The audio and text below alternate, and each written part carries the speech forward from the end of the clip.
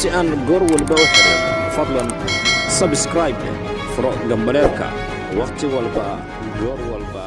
الله نحرسته waxa maanta cisbitaal ku yaal magaalada Doha ee dalka Qatar ku geeriyooday gudoomiyihii gobolka Banaadir ana duqa Muqdisho Cabdiraxmaan Cumar Cismaan Yariiso oo dhaawac culus ka soo gaaray qaraxii ka dhacay xarunta gobolka Banaadir injineer Yariiso ayaa waxa xilka gudoomiyaha gobolka Banaadir loo magacaabay 22 bishii Janaayo sanadkii 2018 isla markaana waxa uu xilligaasi bedelay gudoomiyihii hore gobolka Taabid Cabdi Maxamed marxuum Yariiso ayaa waxa uu ahaa aqoon-yahan muddo dheer ku noolaa dalka UK waxa uu door fiican ka soo qaatay ajaariyada Soomaaliyeed ee ku nool dalka sidoo kale waxa uu xilka ka soo qabtay dawladda hoose London sidoo kale 10 sano ee la soo dhaafay waxa uu ku dhex jiray siyaasadda Soomaaliya waxaana labada jeer u soo noqday wasiirka warfaafinta xukuumadda Soomaaliya wuxuu kale u soo noqday afayeenka madaxtooyada iyo la taliye sare iyo agaasimaha Radio Barkula الله نحرسه قدومي قبل كبنادر عبد الرحمن عمر عثمان يريسو أي 24 بشان كنا وعمي قرح كدعي حرنت قبل كاسي أو سببي قصارو سجرا لمشية داوعة أشرف عبد الباسط معلم حسن